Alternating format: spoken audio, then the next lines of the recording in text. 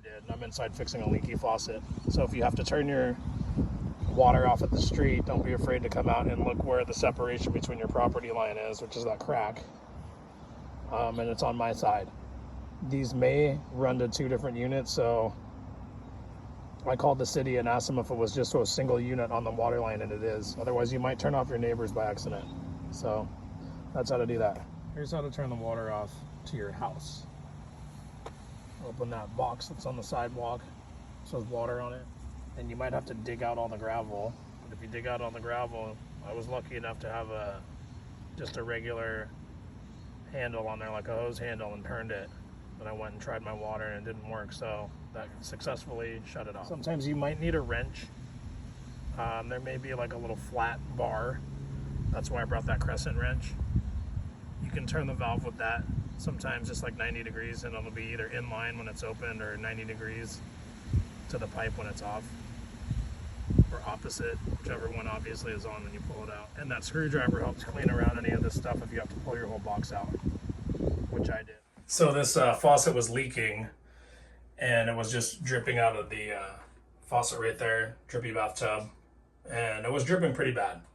So I basically took off all the little stuff like this. The little faceplate comes off with a Phillips screwdriver. When it gets a little more complicated, you'll find this little piece. That little retaining clip sits inside there, and it holds in that plastic clip. That's where I ran into problems. I thought I was just going to pull this clip out and pull this out, but in fact that little plastic piece is in there, and it's kind of stuck. So I was going to try to pry on it and get it out of there, but I called the hardware store and they said that this kit is a MOEN 1225 and that it can be replaced with this kit right here. It's a MOEN 1225 single handle faucet replacement cartridge. It's the one where you turn it to the right and the left and it does hot and cold, and you pull it out and it turns it on and off. So apparently it'll have the directions in here, but that's what the cartridge looks like that we're trying to pull out.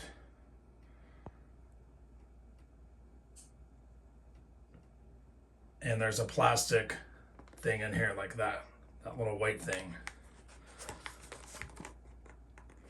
Apparently slides inside that and turns it to get that plastic piece out, then this releases. So we'll see how this works in a second and how it goes back together. So I've got the valve out, the brand new one. Looks like it's sealed with the O-ring on the front and the back. And it's got some holes and the cylinder that slides back and forth. And it opens and closes these passageways. I guess that's how the water turns on and off. Whether it's going in this hole or another hole. And you can see you can twist it. It blocks it off. So when you twist the handle back and forth between hot and cold, it lets the flow go through. When you push the thing in and out, it regulates whether it turns on or off. So I'm guessing somewhere in here, one of these O-rings is leaking, and or this rubber piece is bad and it's not letting it hold all the water back.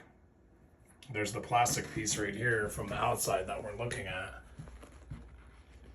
And this is the tool they give you. Looks like you just put that in there and turn it with a wrench.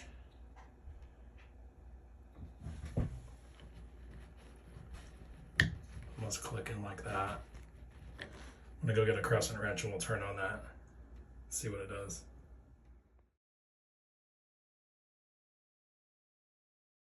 So here are the directions.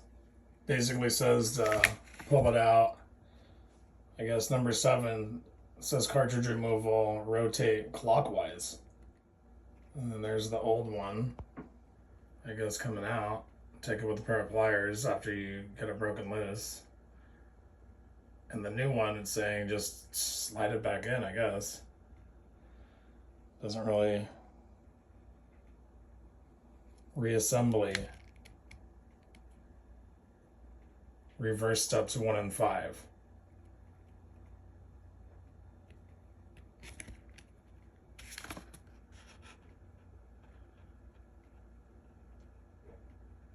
Basically put the clip back in when you're done. So I have a pair of pliers. I'm just going to try to turn this and see how tough it is by hand. It's turning. I don't know how far they want you to turn the thing, but it goes better counterclockwise, it looks like. I think after maybe you have it broken loose, it's going to try to pull on it. Oh, it worked. Huh. So there it is.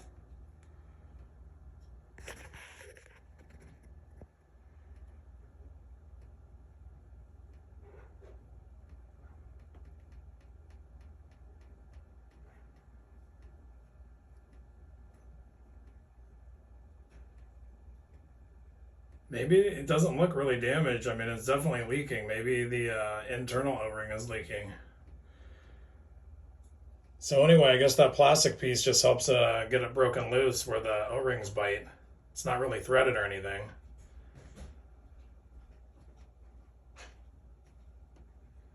So I'll put the new one back in.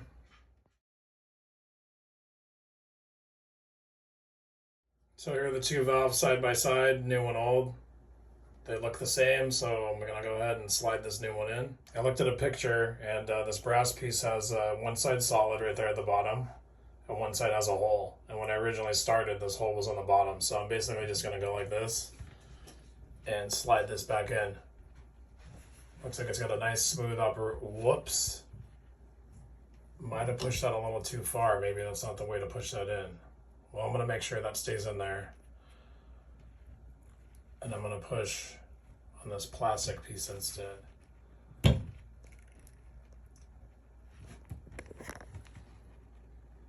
Maybe you use the tool to install it too.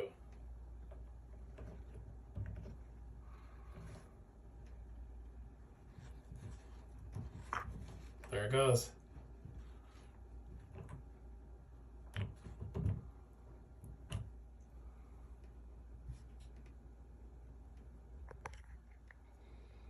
I'm going to see which way that clip goes in.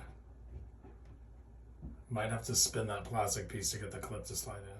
So my picture from before showed this like that. I think maybe it needs to be like that so the clip maybe slides down in between those channels. So I'm just going to try it. It does. Apparently that's it. That's the repair. Metal thing goes on here before you do anything else. And then this plastic piece. It's like a little stock turner for the plastic knob, goes like that. Screw that on. And then your knob goes back on. Then this screw. And then the small cap.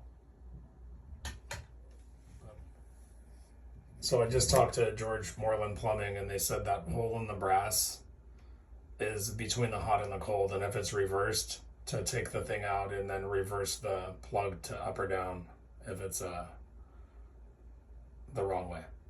So that's the answer to that. That's the only thing it affects is hot and cold. So basically I'm going to reinstall the existing the way it was.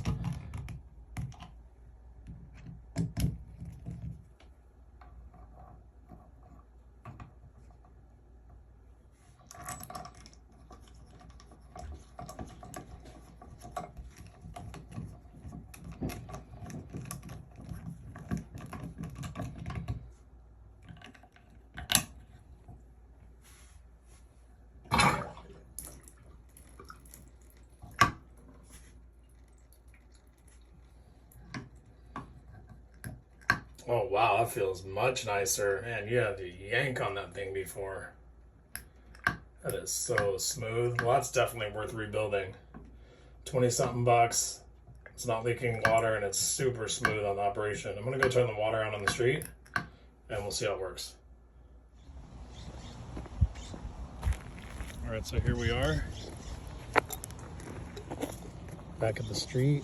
And I'm gonna crack this nice and slow so the pressure comes on easy.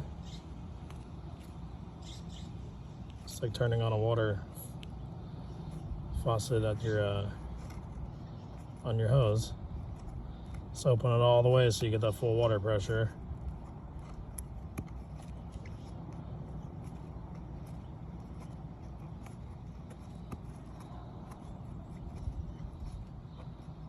All right, that's that.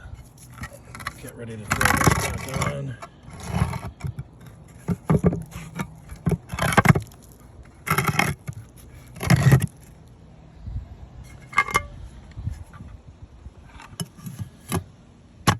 There you go.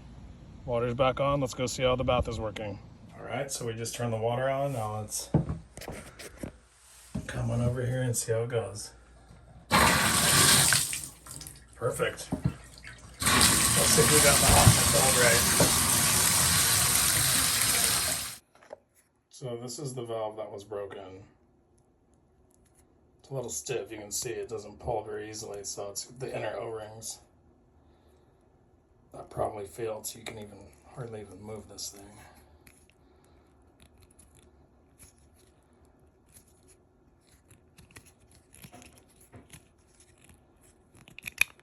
There you go. So that was the tough O-ring right there.